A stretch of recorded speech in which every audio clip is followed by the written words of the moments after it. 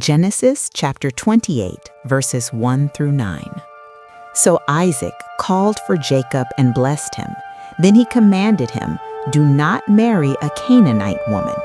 Go at once to Padan Aram, to the house of your mother's father Bethuel. Take a wife for yourself there, from among the daughters of Laban, your mother's brother. May God Almighty bless you and make you fruitful and increase your numbers until you become a community of peoples. May he give you and your descendants the blessing given to Abraham, so that you may take possession of the land where you now reside as a foreigner, the land God gave to Abraham." Then Isaac sent Jacob on his way, and he went to Padan Aram, to Laban, son of Bethuel the Aramean, the brother of Rebekah, who was the mother of Jacob and Esau. Now Esau learned that Isaac had blessed Jacob and had sent him to Padan Aram to take a wife there, and that when he blessed him, he commanded him, "Do not marry a Canaanite woman," and that Jacob had obeyed his father and mother and had gone to Padan Aram. Esau then realized how displeasing the Canaanite women were to his father Isaac. So he went to Ishmael and married Mahalath, the sister of Nebaioth, and daughter of Ishmael, son of Abraham, in addition to the wives he already had. Genesis chapter 28, verses 10 through 22. Jacob's dream at Bethel. Jacob left Beersheba and set out for Haran. When he reached a certain place, he stopped for the night because the sun had set. Taking one of the stones there, he put it under his head and lay down to sleep. He had a dream in which he saw a stairway resting on the earth with its top reaching to heaven, and the angels of God were ascending and descending on it. There above it stood the Lord, and he said, "I am the Lord, the God of your father Abraham and the God of Isaac.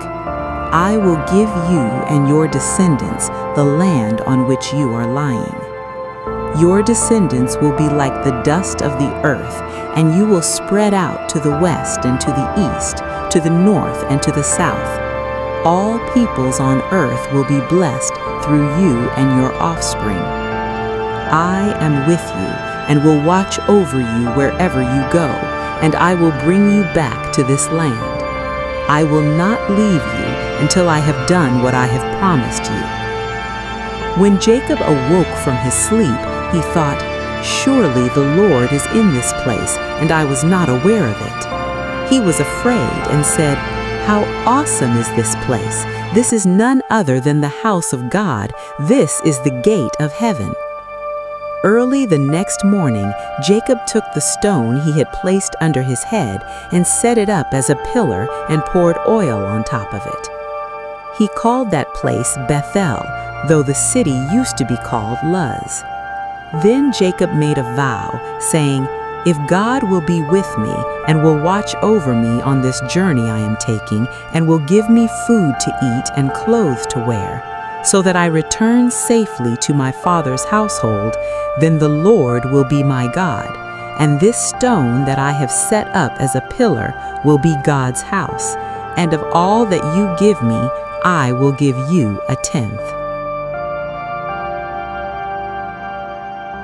Genesis chapter 29, verses 1 through 30.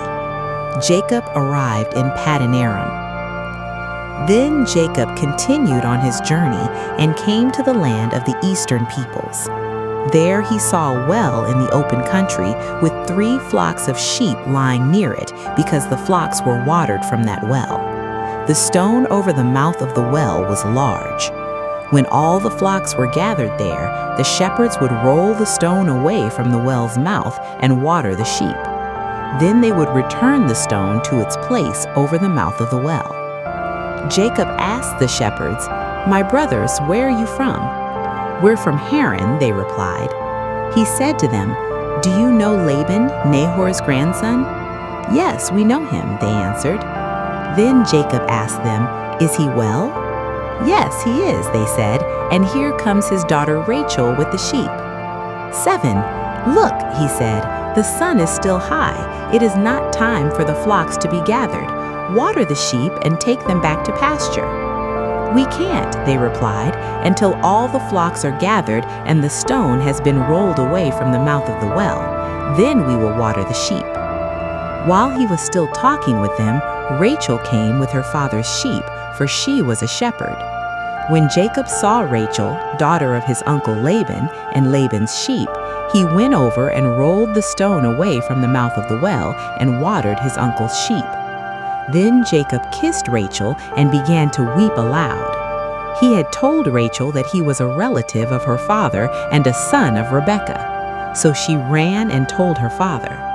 As soon as Laban heard the news about Jacob, his sister's son, he hurried to meet him.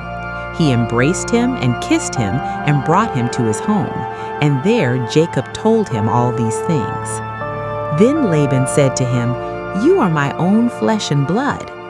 After Jacob had stayed with him for a whole month, Laban said to him, "Just because you are a relative of mine, should you work for me for nothing?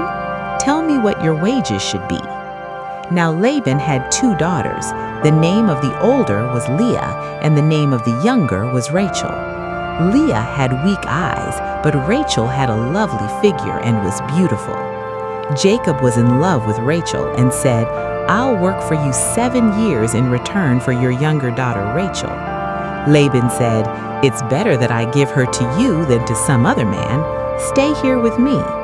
So Jacob served 7 years to get Rachel, but they seemed like only a few days to him because of his love for her. Then Jacob said to Laban, "Give me my wife. My time is completed, and I want to make love to her." So Laban brought together all the people of the place and gave a feast. But when evening came, he took his daughter Leah and brought her to Jacob, and Jacob made love to her. Then Laban gave his servant Zilpah to his daughter as her attendant. When morning came, there was Leah. So Jacob said to Laban, "What is this you have done to me? I served you for Rachel, didn't I? Why have you deceived me?" Laban replied, "It is not our custom here to give the younger daughter in marriage before the older one. Finish this daughter's bridal week, then we will give you the younger one also, in return for another 7 years of work." And Jacob did so. He finished the week with Leah, and then Laban gave him his daughter Rachel to be his wife. Then Laban gave his servant Bilhah to his daughter Rachel as her attendant. Jacob made love to Rachel also, and his love for Rachel was greater than his love for Leah, and he worked for Laban another 7 years. After fleeing his home, Jacob arrived in a distant land, alone, uncertain, and guided only by a promise from God. At a quiet well in the fields of Haran, he met Rachel, and in that moment his journey changed forever. He worked 7 long years for her hand in marriage, years that felt like only days because of his love. But on the night of celebration, deception shattered his joy. Laban gave him Leah instead. Betrayed, heartbroken, yet still in love, Jacob agreed to work 7 more years for Rachel. Now bound to 2 sisters in a household filled with tension, longing, and unspoken pain, Jacob's story is only just beginning. In the next episode, love and rivalry will shape a family, and God will begin building a nation through the unexpected.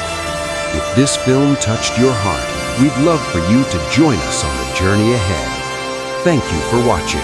This is Arklight Studios. Stay faithful, stay curious, and stay in His truth.